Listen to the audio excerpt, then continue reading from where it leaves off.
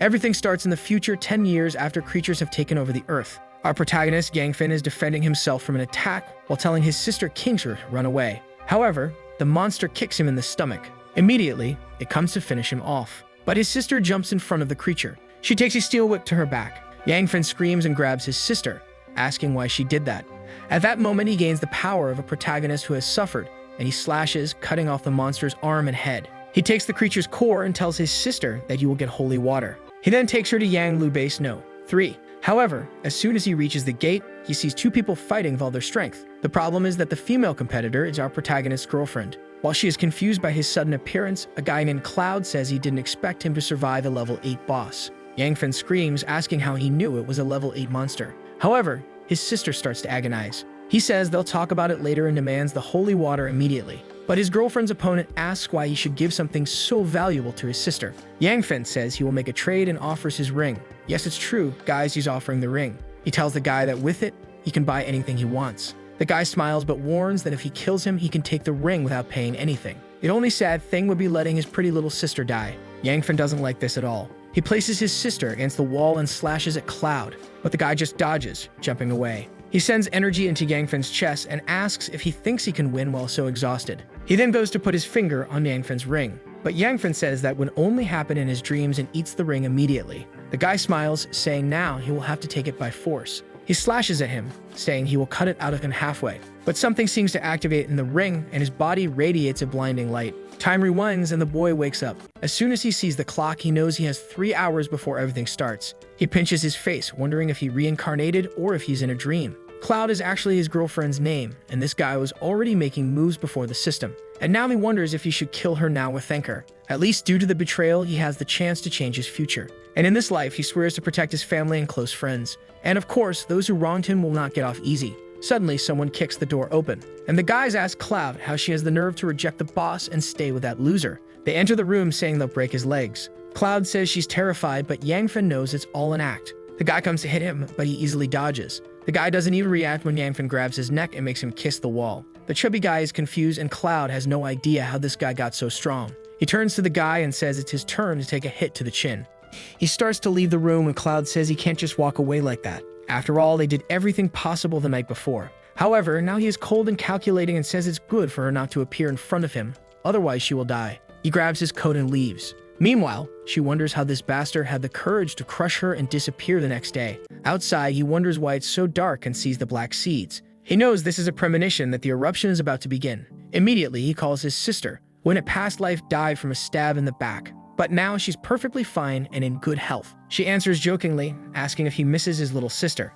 However, Yangfin just tells her to close all the curtains now. He warns her that no matter who rings the doorbell, she shouldn't open the door until he arrives. She gets confused and mentions that she is in the dormitory, which is very secure. Meanwhile, she goes to the window and says something strange is happening. It looks like people are attacking each other. The protagonist calls out to her, but the call drops. At least he is reassured that she survived this day in the past life too. And if the ring is glowing, it means there is a summoner nearby. The energy seems to get stronger as he approaches a women's restroom. He enters and sees a girl crouching, but she has already turned into a zombie. At that moment, she comes towards him. The guy is a bit off because it's the first time he thinks it's a waste for someone with a body like that to turn into a zombie. However, he doesn't hesitate and strikes her with an axe. He quickly grabs the crystal because he needs to evolve as fast as possible. At that moment, a strange man with a cloak appears. These are the merchants, and in the past life, it took him 3 months to find the first one. These guys sell items, and their rank is related to the color of the cloak. And that crystal he took from the girl can be exchanged for some items. In the shop, just like in the past life, he still gets discounts for having that ring. He decides to check if the weekly function still works. Using a golden hammer, it appears. He realizes it is an epic item, but the shop dissolves. Unfortunately, he doesn't have enough stones to buy it yet. That's when he hears a scream behind one of the doors. He approaches and sees a zombie going towards 2 girls. Both are obviously healthy, and the redhead tells her friend to hand over the knife. When she tries to say something to the zombie, our guy arrives and cuts down another one. The girls are startled, and he explains that the woman had already turned into a zombie because she was bitten. With that, the redhead introduces herself as Yu, and her friend is named Mumu. Yangfin thinks it's a coincidence because Mumu becomes a famous biomedical scientist in the apocalypse, and the redhead girl becomes a trump card for one of the largest bases. Suddenly, a monster appears behind him. However, Yu throws something at its shoulder. The creature gets back up, and Yangfin explains that if you don't remove its head, it won't die. With that, he gives it a full swing and goes to collect the crystal. Yu thinks he is incredibly strong and seems to be a pervert since he always approaches the bodies. Our guy, on the other hand, is only thinking about the potential the two have. The base 3 where they stayed was considered indestructible. Suddenly, Yu interrupts his thoughts and asks if he is looking for this. He sees she has a crystal and asks where she found it. Her friend points to Mumu and says she was the one messing with the bodies. The poor girl tries to explain that she was just studying them, and it's not what he thinks. With that, Yu says it would be good if he joined their group. Mumu seems to agree, and Yangfen is interested since it will make it easier to get his revenge. So he agrees, and the girls tell them to stop staring at them so much and go outside so they can dress. A while later, they come out, and Yu was prepared for the apocalypse as she already had all the gear. They talk about going to a safe place, but Yangfen says the creatures are everywhere and are evolving. That catches Yu's attention, and she asks if they can evolve too. After a while, he introduces himself and says he has 3 conditions. They have to follow every order, hand over all the crystals, and traitors will die. He plans to put the girls to work in the apocalypse. However, they talk among themselves, saying he seems very competent, so they agree to these conditions. With that, they head to school number 1. It's full of zombies, and Yu asks where they are going. Yangfen says just to follow him and collect the crystals. With that, he heads towards the zombies, and they think it's very risky. However, he just raises the axe and cuts the first one in half, dropping the crystal. The artist got carried away because this panel wasn't necessary. She comments that it seems like an accumulation of vitamins and minerals, and maybe that's why they became zombies. Yu wonders if they would turn into zombies too by eating it. But if that were the case, why is Yangfen so keen on collecting so many? While they were watching him, a zombie approached from behind. However, it seems a car ran over it. A guy says that despite the circumstances, he found Yeonyu again. His name is Mutian, and he is a fanatical follower of the girl. The two already wonder why this piece of trash is there. Meanwhile, Yangfen is killing zombies, wondering why they are so distracted. These girls seem to be in Disneyland, and Yu is saying the guy is the prince of the school. He turns around, but Mutian starts talking to him, saying that he could be a good bodyguard. That offer reminds Yangfen that in the future, he will be out of money and in need of food and weapons. However, at that moment, Mumu was being attacked by 2 zombies. Yangfen ignores the conversation and kills the 2 zombies, saying they attracted too much attention. From a distance, Mutian tells him to come back while our guy has already run off. The guy starts getting angry because even the zombies are running after him. And now the trio is surrounded. What Yangfen finds most frightening is that nearby there is a second-tier flower, which is an evolved creature. Mumu asks if even plants are becoming zombies. At that moment, the flower's pollen begins to fall on the zombies. Yangfen warns that it's a technique it uses to take control of the creatures. He continues killing as many as he can, telling them to follow the path he is clearing. Mumu is about to be attacked when Yu kicks the monster. Our guy is impressed that she is fighting without any weapons. Then the guy approaches with the car, telling Yu not to fear because he will save her. With that, he accelerates and starts running over a bunch of zombies. He reaches the door, and Yangfen tells everyone to get in with him. However, as soon as he's inside, he shuts the door, and they ask what he is doing. Yu tells him to open it, but he says she will only get in if she becomes his girlfriend. She responds that he is despicable, but he says she is wrong for denying him and being with this poor guy. With that, they turn to Yangfen and ask where they are going. He tells them to run to the back of the cafeteria. With that, they start to retreat while he thinks he has to deal with a flower, or the number of zombies won't decrease. Passing through the creatures, he wonders how it is already at rank 2. Finally, he finds an opportunity and strikes it with an axe. The problem is that the plant seems to be as hard as steel. It doesn't make any sense, and he wonders if his return to the past created some changes. With another pollen blast from the plant, the creatures start to surround him. He manages to hit one in the leg, but another comes from behind. Then the monster gets a small knife to the forehead. He asks what they are doing there, and the girls say they wouldn't abandon him to die like that. He notices a scratch on Yu's arm and asks if she is hurt. She tells him to ignore it and focus on destroying the plant for now. Mumu explains that she wants to use that gas cylinder to set the creature on fire. With that, Yu goes to the front to hold off the zombies. He grabs the cylinder, throws it at the monster, and lights it up. With that, the monster burns, and he is grateful it's a rank 2 creature. However, that's when he notices the creature's death pollen. He warns them to be careful, as it will make them fall asleep. A while later, someone is walking among the zombies looking for Yu. It is Mutian, wondering how they defeated all that. He approaches the plant and sees something on the ground. As soon as he touches the petal, something shoots up from the soil, and he spits blood. Meanwhile, Yu is telling our guy that she is feeling a bit dizzy. He explains that she got infected, and she tells him to kill her then. He throws her over his shoulder and tells her to relax. If she turns into a zombie, he will kill her without any hesitation. That's why I call a professional at calming people. While squeezing her gently, he says they need to get back to the women's restroom. He starts running and tells Mumu to follow him. He reaches the place and the vendor is there. He asks Mumu to hand over all the crystals, and they get a bit confused. Seeing him approach that person, she finds it strange to see someone standing in the middle of nowhere. With that, he activates the trade and disappears in front of them. The two are confused and wonder if they were abandoned. The poor guy is there seeing that purification water already costs 4 coins. That's capitalism's greed for you. The lucky rascal can use the ring to buy it cheaper. That's right, the oldest profession in the world. After buying everything, he spent 40 crystals and still has 60 left. He takes the item while thinking that in this life he won't be anyone's slave.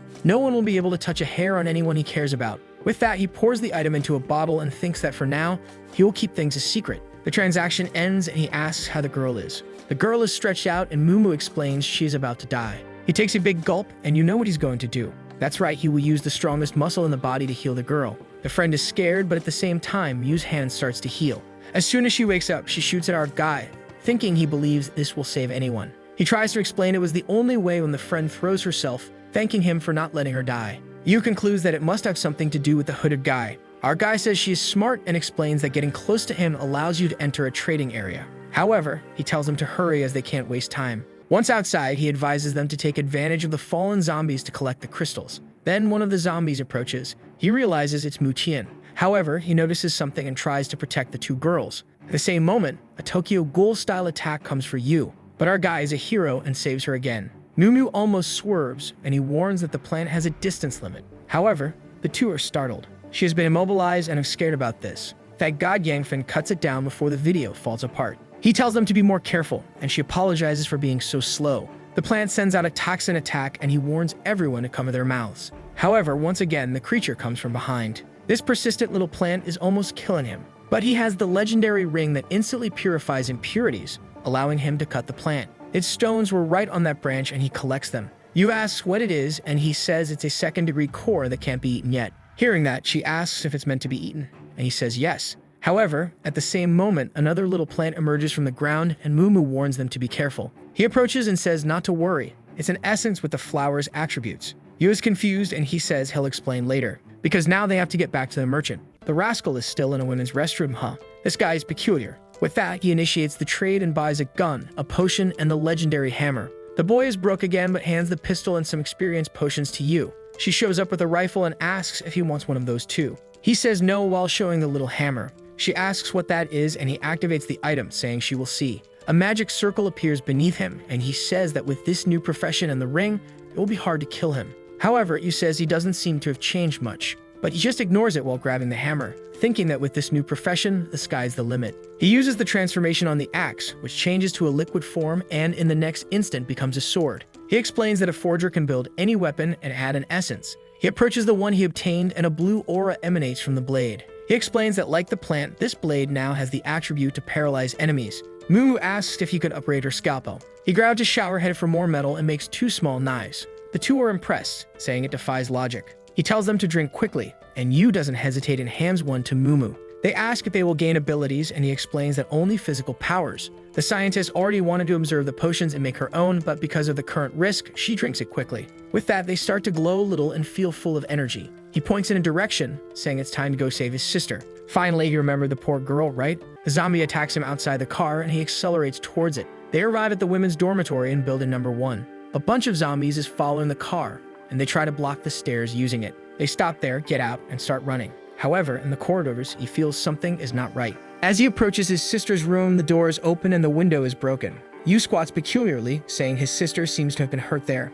Our guy thinks that's impossible. Mumu goes to the bunk bed and says there's a phone there. It shows that her sports watch was disconnected 15 minutes ago. He says she can't be far, so they go looking for her. Meanwhile, on the 7th floor, a bunch of girls are tied up in a room. A guy grabs the protagonist's sister's chin and says this apocalypse is great because now they can play Uno together. She tells him to shut up or he'll get beaten by her brother, but he tells her to shut up. As she screams, he says that's what makes it fun. She thinks she should have listened to her brother and not opened the door for anyone. That's when someone kicks the door. She is overjoyed to see it's her brother, and our guy doesn't look like he came to play Uno either. Before the guy can say anything, he gets slashed in the chest. The guys nearby start saying he's crazy to come alone, but Yangfin just ignores them and tells his sister not to worry. He delivers another Photoshop cut and another guy comes from above, but gets a little poke in the forehead. Yu finishes the last one. In 2 seconds, the last fool is alone there. He falls to the ground begging to be forgiven and not killed. Yu says she feels bad for killing someone. Yangfin tells her not to worry because these guys deserved it.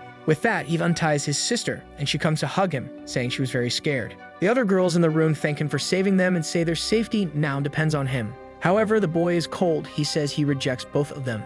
He points to the side and says he doesn't want to take care of trash in this end of the world, explaining that if they don't fend for themselves, they'll end up like those two on the floor. Finally, Mumu arrives on the top floor and he says they found his sister, so it's time to go. The poor girls are just envious seeing that our guy will only protect those three. On the second floor, they observe that the car is surrounded by zombies, and our guy says he'll take care of it first. He jumps down, kneeing one and slashing another. He looks up and tells them to come down, it's all taken care of. In the next scene, they are approaching some other place. His sister says she's really hungry, and he tells them to stop at a supermarket. Yu says it's risky, but Mumu comments that they will need as many supplies as possible to survive. With that, she agrees and accelerates. They stop in front of the guard, and Yang says he'll handle it. He slashes and opens the door, and they're inside. Yu finds it strange that there's no one inside, and Mumu agrees. All the zombies are at the windows, but none of them are inside, until King Zhur points out there's blood in one area. In one of the corridors, there's a giant pool. Mumu warns that it's human blood, so they should be careful. Our protagonist just tells them to go back and gather supplies while he deals with it. As he approaches the glass, he sees meat with blood on top. Probably someone cleared the zombies from inside and then attracted them to stay around. Yu says they found 2 backpacks full of supplies. Anfin knows that even though the ring can store some items, he will need more ways to stock up. That's when he feels something strange. On the second floor, someone is watching the camera, asking if it's her ex-boyfriend. Next to her is Claudia, dressed as a bunny, saying he was never her boyfriend and that what happened in the morning was just a joke. However, he explains that he's a strange guy who woke up very strong as soon as this madness began. He grabs her face and asks if she's lying. She says no. He then says she will be mistreated tonight. Claudia looks at the camera, seething with anger at the protagonist. She says the bastard not only found another girlfriend, but also abandoned her with this pervert. Wang sees Yu on the camera and says she's not bad. And Claudia, who's not stupid, says it would be good if they had all 3 girls. Obviously, her plan is to be spared. The market guards say they have to deal with this because it's their supplies. Yangfin realizes there's a camera and tells everyone the rest as he needs to gather some things. He approaches Yu and warns her that they are being watched, so they should be careful. He whispers a plan to her. A while later, he's walking around since all these items will become extremely expensive, and he'll need to store a lot. The problem is that currently the ring only has a capacity of 10 square meters. He picks up a bottle from the ground and throws it at the camera. Without anyone seeing, he pulls a lot of supplies into the ring. At that moment, a knife comes flying, and someone tells him to stop stealing. But our guy dodges and asks what this stealing business is about. Looking back, he recognizes Wang Weilong, a bastard who made his life hell before the apocalypse. The guy doesn't hesitate and tells his friends to break the protagonist's legs. However, he elbows each one in the chin, and they both pass out. The other guards are confused about how this young guy is so strong. Wang says he sent people to capture the girls, and if he resists, they will all die. But someone behind asks what he's talking about. It's Yu, saying he sent a bunch of trash. The guy is confused that the girl took down his friends. With that, he throws himself at Gang's feet, saying he was commanded by a guy named Zhao Yun. However, at the same moment, he grabs a baton from his back and tries to take a swing at him. As soon as it touches Yang's hand, he activates his reforging ability, transforming the baton into a blade. The guy rides on the ground, asking what kind of magic this is. At the same moment, the other workers start running. Yu is impressed by the ability. Our guy asks if he was really trying to kill him. The guy apologizes and says it was the other guy's idea. But our guy just says he'll let him go then. Straight to hell, as the poor guy drops dead. Yu wonders when she'll have such a magic. He finds the guys who ran away in a peculiar position, at least, begging to be saved. Yu says they were being commanded, so they could let them go. Our guy tells them to roll out of that place. And the guys literally do that. I think they took his words seriously. With that, he questions how long she'll just listen. Cloud, now called Zhao Yunhong, runs to another room and says she'll take him with her even if she dies. She activates the motion sensor and the doors open. Our guy knows it was her doing. He tells Yu to go up and turn off the sensors while he holds off the zombies. His sister and Mumu come running and our guy throws himself in front. The poor girl, trembling, tries to protect King Zhur, saying she doesn't need to worry. Yu approaches the control room. As she goes to open the door, Zhao Yun tries to hit her with a baton, but she dodges.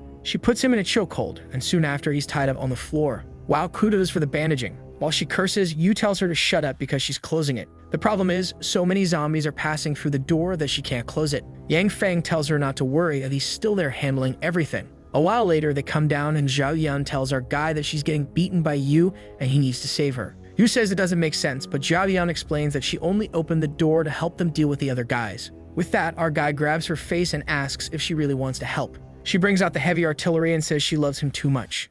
Our guy then says he'll give her a chance to prove her love and throws her out tied up. With that, she gets bitten. And that's it. She's writhing on the other side of the door. King Zhur feels relieved that she died and Yu asks if that girl was really his ex-girlfriend. He just says yes and she says they can sleep there tonight and rest since there are bathrooms and places to change. They talk, take a shower, and Mumu, after taking the level 1 potion, doesn't even need glasses anymore. Meanwhile, our guy doesn't stop and is in the market collecting everything. The next morning, 3 guys approach the door, but as soon as they enter, there's nothing there. They wonder how it's possible for everything to have disappeared. One of them sees there's a second floor and tells everyone they have to go up there. The guys say it's risky, but the strong guy tells everyone to go first. When he opens the door, a blade comes at his face. It's our guy, and the chubby one begs not to be killed because they aren't zombies. Seeing Yangfin's quick slash, the ones behind don't want to do anything. Suddenly, Yu opens the door and asks who they are. The guys beg to be saved, saying they just wanted something to eat. Our guy just lowers the blade and tells them to disappear because there's nothing there. However, the guy points to Yu and says he's sure there's food in the backpack. He makes a villainous face, saying there's enough there to keep them alive. A knife flies past the heads of the two, and she warns they will die before taking anything. The guy realizes that if it hit his head, he'd be dead. The guy in the green jacket apologizes, saying they're leaving. The strong guy asks if they're really going to do that, and his friend says to just follow them and set an ambush. The chubby one says he's not in the group with those guys and all he wants is some cat food. He even knows of a base with protection. When Yu starts to say something, something passes behind her. It climbs onto the chubby guy's shoulder, who says not to do anything. It's a kitten eating. He explains he came to the supermarket to see if he could get some canned food for her. Yu tells him to get it from downstairs, but he explains there's nothing left there. Yangfin says he heard some sounds at night and someone must have stolen everything. Suddenly, King Shuer appears, saying the kitten is very cute. She asks to hug it, but Yangfin explains that the creature is mutated. The chubby guy angrily says his pet hasn't turned into a monster. King Shuer insists, saying she wants to touch it. He says no, but she ignores him and picks it up. She says they are now sisters and that she'll even share some food. A while later, the chubby guy asks if they won't come with him to the military base, and they say no. King Shuer is sad and waves goodbye to the kitten. At that moment, someone approaches. It's the guys from before bringing a bunch of zombie dogs. They approach, apologizing but saying they are scared. However, they exchange glances, signaling to start the plan. One of them grabs King Shuer and another goes to attack Yu. As soon as the blade touches her, Yangfin grabs his arm and warns him that he knew their intentions. Breaking the man's hand, he agonizes, begging to be released. Meanwhile, the other 3 are fighting over the resources. Seeing no way out, he warns about the zombie dogs. As the chubby guy gets distracted, he snatches the backpack and escapes on the motorcycle. Looking back, Yangfin sees the dogs coming and King Shuer tells him to be careful. In that moment, our guy grabs the other by the arm and throws him to the beasts. He tells everyone to take advantage of the distraction and run to the car. Yu asks Mumu to hold the backpack and Yangfin tells her that beasts aren't that strong. With that, his sister arrives with the car and tells everyone to get in. As they were running, Yangfin looks back and sees a mutated level 2 dog. He tells them to go ahead while they insist he gets in. However, he says not to get in the way and defends against the dog's attack. In the car, Yu says they need to go back to help, but Mumu explains it's better to trust Yangfin. Meanwhile, our guy defends against the attacks and is almost on the ground, about to be devoured. However, he seems confident and tells the dog he needs to teach it a lesson. A swing of the blade to the side decapitates it. With that, he collects another white core, but a legion of devil dogs is approaching. The car stops and Yu tells him to get in. She grabs his hand and strangely, this girl seems to have some problem that got completely healed. And she pulls him into the adventure. This one is a professional player. They speed up the car and our guy tells the chubby one to flee quickly. But looking back, King Shuer notices that the wound isn't doing well. He seems to be losing consciousness from blood loss but tries to pretend everything is fine, saying she'll be better soon. Our guy takes a look, says the cut is too deep, and now knows they need to find a vendor. He tells Mumu to stop the bleeding and instructs the chubby guy to head towards a pharmacy. He explains that there's nothing in the pharmacy and says he can take them to a base with doctors. Our guy agrees and they head in that direction. A while later, they arrive at the base of a giant building. He remembers being saved there in the past life too. The only problem is that the doctors there were killed because they saved people for free. With that, the girls help Yu, and the chubby guy tells everyone to follow him. He runs to the guards and asks for help, saying they have someone injured. But the front guards say no infected person can enter. Yu shows the wound, saying it was a stab, not a bite. However, the guards don't seem to care, saying if they say no, no one enters. Actually, each one there will have to pay 100 crystals, and she will have to pay at least 1,000. Yangfen says it doesn't matter and shows that he has much more than that and even a crystal worth a lot. The guys are startled by the amount, and with that, they say they can enter then. However, they whisper to each other that as soon as Yangfen turns his back, they'll finish him off. But our guy notices the reflection of a blade on the wall and asks if they're planning to kill him. Before they can respond, he warns they don't have the skill while delivering a slash. The first one goes down and his friend is terrified. He tries to attack our guy but gets hit in the back. Yu says it serves him right, but she feels pain and Yangfen tells her to be careful. His sister takes Yangfen's crystals and shows that besides those, they only had 4. Now the chubby guy is scared, thinking he's joined a group of killers and needs to flee. Then someone from the second floor calls out to them. Clapping his hands, he approaches and asks the boy's name. Our protagonist introduces himself, and the guy says he was the owner of a security business. He is the owner of that base and offers Yangfin an opportunity to work for him. The protagonist responds that it's a good offer, but for now, the priority is to treat his friend. With that, the guy orders a bald guard to take them to a doctor. As he watches them go, he thinks Yangfin has a lot of potential. They arrive in front of a shop and find it strange that it's the hospital. However, Yangfin enters and says they need a doctor. A guy with glasses says it's him and tells them to bring the patient. Yangfin notices that it's not the doctor he expected to be there. After examining the wound, the guy says a blood transfusion and a tetanus shot will cost 5,000 crystals. The chubby guy says that's a ridiculous price and pure greed. But the doctor says he's just doing business and tells them to go hunt zombies. Then someone behind the curtains says that if he won't treat her, she will.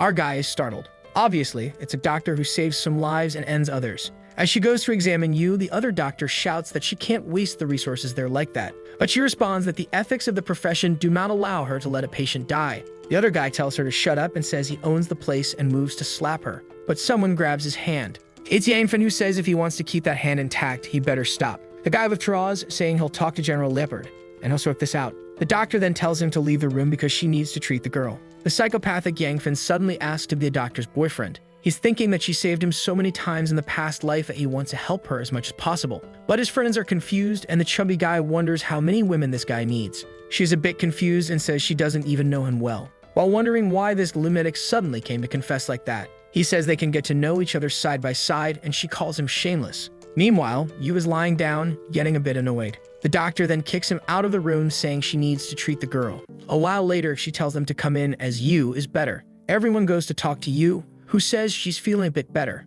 But then someone nearby says they are the ones who don't want to pay crystals. General Lippert arrives with a group and says medical resources are scarce, so they have to pay the crystals. Yangfen says he wants to pay, but 5,000 for a cut is too much. Or are they creating this gang to extort people? One of the henchmen points at the protagonist and asks if he wants to die. However, our guy activates his ability and, like Woody Woodpecker, redirects the guy's weapon. Leopard says the boy has skills and would even consider letting this treatment be free if he joined them. But he warns that if he doesn't comply, then he will have to be punished. Halme has the fire ability, and the guy on the left has the earth ability. And at the same moment, they send 2 attacks toward the group. Our guy stretches out his hand to save Lin Miao, already pulling her from the attacks and throwing her over his shoulder. He's worried about almost letting her die while she thinks that it's clear he has abilities. Knowing that the guy's group might have even more abilities, he says he'll join them, but they have to leave the doctor alone. The guy asks how he's going to use his ability to do that, and Yangfen is sure he'll make great use of the craftsman class. He explains that he can make items from the shop 80% cheaper as long as he has the materials. Leopard says it's a great deal but warns him to fulfill his part. He then orders someone to prepare the accommodations. Meanwhile, Mumu questions if they are really going to stay among these bad people. Our guy explains that he's just taking advantage of the situation for you to recover and to get more resources. In one of the rooms, the boss comments that the plan is to steal part of his team and force him to make weapons for the rest of his life. The girl seems all motivated, saying the boss always plans very well. As they were being taken to their accommodations, a guy blocked Yangfen and said he would take him to make weapons. Our guy just thought it was a pity he'd have to advance the plan like this. His sister wanted to go along, but the guy refused. Yangfen told her it was fine and to rest. They entered a vault, and the guy showed him more than 5,000 low-level stones. He warned that if he couldn't make the weapons, everyone would be thrown to the zombies. Seeing so many crystals, Yangfen knew these guys had a lot of armament. He also pointed to a pile of materials, explaining that they'd been storing them because they didn't know their use. However, our guy saw this as a perfect chance to make equipment for his team. He explained to the guy that he doesn't like people watching him forge, so he should leave. The guy warned him not to try to escape because the place was like a sealed box with no way out. Seeing the items, our guy thought they were really idiots for not knowing the value of those things. He even found a spatial stone that serves to create storage spaces. He gathered some of the materials and began producing various items. A while later, he produced the best items but was exhausted. He decided to keep those to avoid drawing attention and also a few of the guy's stones. Outside, they were questioning if he could really turn trash into weapons. Another guy explained that he has a rare ability and is now a new employee. Not to mention, he also brought many beautiful women to the base. Yangfen then left the room, warning that anyone who touched his companions would die. The guys explained that they would check the weapons, and if they were bad, he wouldn't see the sun tomorrow. When they got there, they saw several first-order blades and were impressed. It cost a total of a lot of trash and 3,600 stones instead of 6,000. Yangfen explained that at his current level, he could only make 10 weapons a day. The guy slashed the wood and was impressed. thinking that if this is the case, they can't lose the boy. Gangfer then said that now that he had delivered the weapons, he wanted to see his companions. The guy said fine and told a guy with glasses to take him there. The only thing he found strange was that he didn't receive any expensive agent to install in these weapons. With that, the guy opened the door, and when he entered, the girls seemed to be very at home. They felt embarrassed, asking why he didn't knock on the door. He just ignored it and threw a bunch of stuff on the table, saying he made equipment for them. His sister was impressed that he pulled out all those items from that collar. She immediately grabbed it from his hand and shook it to see if more things would fall out. He explained it was a secret storage and that she could keep it. He also gave his second-order Desert Eagle and glasses to Mumu. Yu was impressed because it was an infinite ammo weapon, and Mumu's item could analyze any other item. Sinan enters the room and Yangfen throws his shield to the boy, saying it will help defend against the zombies. He also throws a vest to the doctor, saying it will protect against mutants. She looks surprised and thanks him. Meanwhile, someone took the weapons Yangfen produced to Leopard for inspection. He tests them on the table and is impressed, saying the weapon is as good as the one he uses. Then the subordinate asks if it's time to take his women hostage. The boss says not yet, as they still have him in their grasp. They must remember that once the bullets run out, these melee weapons will be the best thing in this place. And there's nothing better than having a fool like Yangfen to keep making everything. Our guy sees them leaving for the collection and knows they like what he produced. This means he'll receive even more materials. When the revolution starts, he'll already have a Megazord team. Someone knocks on the door, saying there are people there. He opens it, and Lin Miao explains that Leopard's girlfriend is there to talk to him. He goes to the room and she introduces herself, saying the materials for today are ready for him to make a good weapon. However, he replies that he'll do it in the afternoon because he's still recovering. Our guy likes to see that Leopard seems very ambitious, but Halmi says not to be so direct and that she can go to his room to help him produce. However, he grabs her by the arm, saying he has more things to do. The girl insists, asking what it is and saying she can go along. He asks if in such a big base there are any negotiators. She says yes, but to use them, you have to pay 3,000 crystals. Our guy thinks it's a rip-off but has no choice and asks to go take a look. She takes him to the door and the guys there are all heavily armed. Halmi asks to enter and he sees a rank 2 negotiator. He knows there's good stuff and hands over the 3,000 to use it. The guy explains he has 5 minutes, so he better hurry. He opens the transaction and starts observing everything available. He notices that almost all the evolution and ability items have been bought. However, there's a type of challenge that has been attempted twice. High-level trades have this system where you can enter a test, and if you win, you get the item. Knowing he doesn't have much time, he activates it immediately and finds himself in a closed room. At least time passes slower there, so he has about 50 minutes. At the same moment, a metal paw steps on the ground and he finds himself facing a mechanical bear. He doesn't flinch and just draws his blade, charging forward. The monster strikes his sword, and he realizes it's a third-order creature. The poor guy is thrown far, realizing the monster is faster, stronger, and bigger. However, he knows that if an 8th-level creature has a weakness, this one must have one too. When the monster comes to swipe at him, he puts the blade along with his arm and ends up cutting it. He tried to activate the paralysis effect, but it's still too weak. However, that pause the creature had was enough for him to jump and deliver a slash to its neck. With that, the bear falls defeated to the ground. Then someone says this kid is very interesting. He finds it strange, and with that, his forging skill rises to level 2. Someone was talking about searching him when he comes out of the bathroom, saying the 5 minutes hadn't passed. But the guys surround him and say they have to search him. Yangfen says he has the right to 5 minutes and got authorization from Leopard. However, the guy explains that it's forbidden to buy weapons, so he'll have to hand over everything he got. Halmi says it's best for him to comply or he'll suffer the consequences. Our guy didn't like that and says he didn't trade anything because he didn't find the medicine he wanted. The soldier says everyone tells that lie. And Yangfen asks what happens if they don't find anything. The guy says he might even die because it doesn't make sense for him to be there for 5 minutes and not get anything. Our guy spreads his arms and tells them to search, but to remember what he said. The guy orders everyone to start looking. A while later, they tell the general they really didn't find anything. Out of nowhere, the guy gets startled. He grabs from the hand and hits him on the forehead. With that, he's on the ground and Yangfen says the price is paid. He looks at Halmi and asks if she wants to take a look too. Poor girl, trembling, says she's quite fine. Our guy warns that if she threatens him again, she'll be killed. And the crazy girl says that seeing such a brave guy makes her want to go to the gym and do squats. That's it. He ignores it and tries to leave, but she grabs him and says it's time to forge weapons. Again, he pulls his arm away and says he has no interest in someone else's woman. The crazy girl didn't like being rejected and says soon she'll make him her slave. In the room, Lin Miao comments that Yu's wound is already getting better. They believe it's because of the evolution of bodies in this world. In the living room, they are worried about the protagonist's safety, but Mumu says the biggest risk is probably them being there, trapped. The chubby guy says one of the problems is that he's starving because they're not getting much food. At that moment, Yangfen appears and tells everyone not to worry. They get excited and he throws a bunch of stuff for them to eat. With that, they finally relax and our guy tells them not to open the door because he has things to resolve today. In the room, he knows there are levels 1 to 9 to become a forger, and the only person who reached the maximum level in the past life built a base so impenetrable that no one could even break the walls. And that's the level he wants to reach in this life too. The good thing about level 2 is that you can receive special effects without adding crystals, and when you do add the effect, it gets even better. In that pile of junk, he found a level 2 crystal that he decided to keep. However, now is the perfect time, so he fuses it with the blade. He finds it strange that it doesn't seem to be glowing with a special effect, but when he makes it cut, it creates a barrage of fire. He realizes he's created something worth at least thousands of crystals. In the next room, Leopard is commenting that today's weapons are very good, but the guy next to him questions if he really will give an evolution 2 once the boy makes 100 of them. Leopard says of course not. As soon as the boy makes 99, he'll say they're all trash. 7 days later, he delivers another batch of weapons. As always, he takes the best resources, produces good things, and hands the trash to the guys. He goes to the usual bathroom, and now everyone greets him. Obviously, they still ask for payment, and he gives it to avoid trouble. With that, he goes to the vendor and opens the trade. He activates the ring's weekly item function, hoping not to be disappointed. What appears is his staff that unlocks the sage profession. He gets excited because many people would kill just to have something like this, and now he needs to convince a certain person because her using it would be perfect. And maybe it's time to collect some necks. As he leaves the bathroom, Hami says he's making her feel ugly, and at the same moment, someone knocks on the room door. When they open it, it's the henchman from before saying the girls now have to go with them. Kingsruler tries to run, but the guy orders everyone to be captured. They hide behind Yun, who, with her level 2 gun, warns that their heads will explode. Their boss says his skin is steel and she'll embarrass herself if she does anything. She ignores him and shoots him in the arm.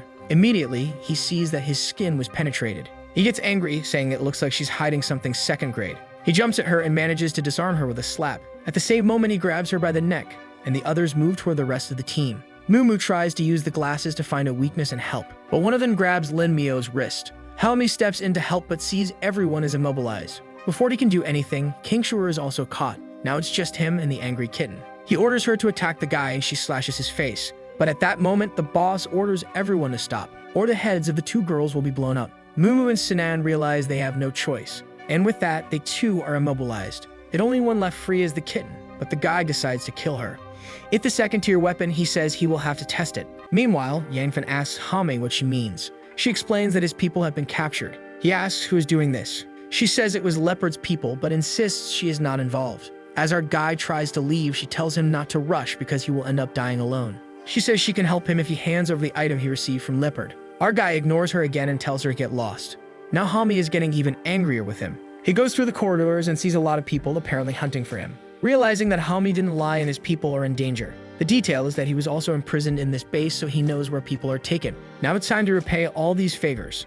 In one of the cells, a bunch of guards are standing at the door. One of them is distracted and Yangfan is right behind him. He pulls out the light armor and says it's time to use it. He activates the item that equips on his chest. Meanwhile, the team is being thrown into one of the cells. Yu comments that they can't just sit around doing nothing. And Mumu says that with her glasses, it's easy to analyze the rope so it can be cut. But as soon as they start cutting, the guys seem to notice something. They open the door and kick, telling them not to think of doing such things. Yu takes advantage and trips the guy, telling him not to hit women. And Sinan's kitten had already freed itself and freed him. With that, he mounts a peculiar guy. The problem is that they already have a gun pointed at the boy's forehead. And as a bonus, he gets slapped in the face. The kitten came running to help and started mewing. The guy immediately pulled the trigger and said he would kill her. He fired and the chubby guy threw himself in front. The guy said that if that was the case, he'd send him to heaven first. But at that moment, something came flying and a boot hit the guy in the face. He asked who had attacked him. From the door, Yangfan with his flaming blade said it was him, already warning that they seem eager to die.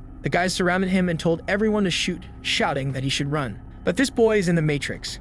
He pulled out his blades and cut the bullets in the air. His sword was creating a sort of gravitational field where no bullets could enter. The chubby guy seemed to be recording. Yangfan pulled the sword and slashed the first 2. The girls were impressed until one threatened to kill his sister. But Lin Mio came from behind and tripped him. She's crazy. With that, his sister ran to our guy and the man pointed at him. Of course, he disconnected the guy's arm in Photoshop. Our guy said goodbye and the man was killed. He then shouted to everyone that they were going to escape the base now. But someone asked what he was talking about. It was Mr. Leopard with his entire team, saying it wouldn't be that easy. He asked why Yangfan did something like this when he had been treated so well. The chubby guy stepped in front, activating his shield, saying he wouldn't let anything happen. But Leopard said he'd make the boy his third in command if he stopped this foolish resistance. Our guy said it was a great option since he only had a bunch of women by his side. You told him not to worry about her since he saved her. Meanwhile, the chubby guy admitted he lied about having been to this base before. Even Lin Miao said it was better for him to run since she was from this base. However, Yangfen said the offer was good, but he wasn't very interested. Mumu pointed out a weak spot on the wall and he broke it immediately. With that, the kids started to escape by climbing the rubble. Leopard ordered them to shoot, but Sinan stepped in front with a shield defending everyone. However, one of the awakened ones jumped, asking if that move could be blocked. Sinan realized he was going to die, but Yangfen slashed midair. The guy managed to dodge and activated an earth magic in his direction. Our guy dodged to the side, activating the blade and moving forward. The slash hit the neck, and even with tough skin, it left a cut. The guy asked how it was possible to break his petrification. But Yangfen just jumped, saying he would die without knowing, and slashed him. The girls kept urging them to escape, and Leopard ordered his men to finish them off. The chubby guy stepped in front, but our guy told him to run while he protected them. The girls started pulling Sinan, and the guys even launched a bazooka shot. The problem was it hit the ceiling, closing the exit. Yangfen took advantage of this to slip through and jump to the other side. With that, his sister celebrated, and he returned the weapon to Yu, telling her to be more careful. She got emotional seeing that he hadn't forgotten her. But then an explosion came from where they had come from. The captain actually transformed into Leopard, saying they wouldn't leave today. Yu fired a few bullets, but the guy was too fast and easily dodged. A second later, he was almost in front of Yu, but Yangfen stepped in to defend and block the first attack. He warned everyone to flee because no one stood a chance against him. The group had to retreat due to the horde of zombies. Leopard let out a roar, cutting everything around. Yangfen had to run to the group to activate the shield and defend against the attack. Realizing that the guy had consumed too many resources, Mumu ran towards a car, telling them to follow, and the other girls went too. While Leopard activates a technique in his paw and warns that now he will tear off Yangfen's leg. He prepares and jumps towards the boy who is calmly waiting for him to arrive. The guy says he's trash and thinks he's going to win with that rank 1 weapon. However, Yangfen slashes at his hand, forcing the guy to defend himself. But all of his claws are cut off, and our guy smiles, saying he made this with the materials that the guy himself gave him. Leopard says it's impossible because he can only make rank 1 items. That's when Yangfen reveals that for a base chief, the guy is very naive. Leopard hesitates for a second when he sees that Yangfen has a second rank weapon and decides to wait for Hame. But in the meantime, the girls approach with a car and gets in to flee. However, the chief concludes that if the boy could really defeat him, he would have come at him. And with that, he starts running after the car, saying he knows he was bluffing. Yu tries to shoot, but he easily dodges. Yangfen tells them to head to the part of the city with more zombies, while Leopard is right next to the car, keeping up. They start passing through the horde of zombies. The car can easily ignore them, but Leopard has to deal with a few. King Zur celebrates that he's falling behind, but the guy with a roar cuts everything in half. He explodes the area and resumes chasing the car. The crew doesn't understand why they can't escape and tells Mumu to speed up, but then she warns that there's something ahead of them. It was a giant zombie, and Yangfen warned that it was a third-class one. Our guy immediately told them to stop the car and warned that third class is much more dangerous than Leopard himself. The monster jumped towards the car and Leopard came right behind. But the third-class monster sensed that Leopard was more dangerous and went after him. The base leader got furious while Yangfen told them to speed up the car. They left the two fighting and headed in another direction. Mumu found it strange that the creature didn't attack them, and he explained it was because Leopard was more dangerous. The doctor then asked where they were going, and our guy said to head to Hoshin City. He noticed a strange expression on Yu's face and asked what was wrong. She said it was nothing. But Mumu said that Yu's relatives lived in Jigawa City, so she probably wanted to go there. Yangfen knew very well that this city was one of the most chaotic during the apocalypse, but it was also one of the places with the highest number of supernatural creatures, and most importantly, the person he wants revenge on is near there. So he told them to head in that direction, and Yu thanked him. Our guy strokes his sister's hair, explaining that their relatives are fine as he already called them. He knows they'll survive for at least 6 months, just like in the past life. Meanwhile, Yu is thinking that he changed the route and handed over a weapon. On the other hand, he asked to be the doctor's boyfriend. Looking at herself, she says it's not so bad. She can compete. Then he says he forgot something. He pulls out a class card to give to Lin Mio, saying it's perfect for her. Yu knows that a class card is very valuable, having seen him use one. Our guy touches her forehead, saying that a new world is about to open up. Her eyes shine and she explains that she received a class called Sage. The chubby guy asks if the girl went crazy with the card. Our guy says no, cuts his hand, shows it to her, and with an ability, the wound heals instantly. She feels confident and everyone is excited that they no longer need to fear getting hurt. Lin Mio then asks why she's feeling so tired. Our guy explains that it's the cost of the ability. Lin Mio says if it makes her that tired, it's better to use medicine. However, Yangfen explains that at higher levels, she can regenerate an entire organ in a second. Lin Mio is all excited. Meanwhile, Yu is feeling envious, thinking she will have to gather a lot to buy one of those. But then our guy suddenly says he has an idea and tells them to stop the car. He says it's a good idea to go back to Leopard's base and steal everything while he's distracted with the monster. His sister says it's very dangerous, but he says that without the guy there, it will be very easy. Yu says she'll go too, but Mumu says she's too weak for that. The poor girl is left desolate, and in the next second, our guy is out of the car and heading towards the base. He easily defeats the zombies and goes back through the same place they left. Some guards are still there, but he quickly takes them down. He goes to the room where the guys hid the stone resources and starts collecting everything. And the most important thing, the 2 tubes of first order healing potions. As he collects everything, he's impressed that an ordinary guy managed to get so much. It looks like he'll have to evolve even faster if he wants to protect everyone.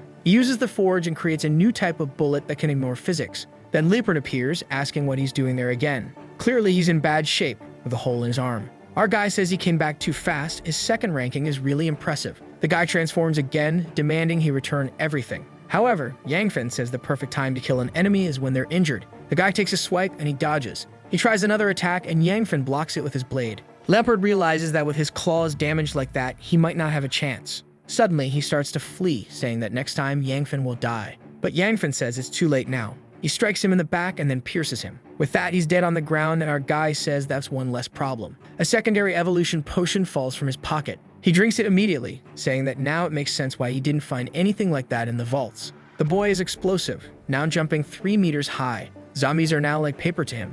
Outside, he finds a motorcycle and after a while, arrives in the city. However, on the way, the ring reacted, so there was probably a vendor nearby. He went to the location he arranged with the girls and found the car. He followed the tracks until he saw a group gathered around something. Strangely, there were a lot of people immobilizing Sinan. He saw that they were normal people, not zombies, but if they were going to do that to a friend, he couldn't forgive them. However, when he was about to attack, Sinan said the guys were good people. And the guys explained they were forced to do it by the village chief and a kind of tree magic. Yangfen was confused, freed Sinan, and asked where his sister was. Immediately, the chubby guy started running, saying they'd explain later and first needed to save the girls in the mayor's house. On the way, Yangfen asked what happened. Sinan explained that they were driving when a little girl fell on the hood. He stopped to help her, and she clung to his legs, saying her father was dying and needed help. Yu said it was dangerous, but Lin Mio explained that she could heal him quickly, and they could continue their journey. However, the little girl wasn't very friendly and thought the trap had worked. They approached a pink tree, and from a distance, a guy commented that the girl was getting very clever.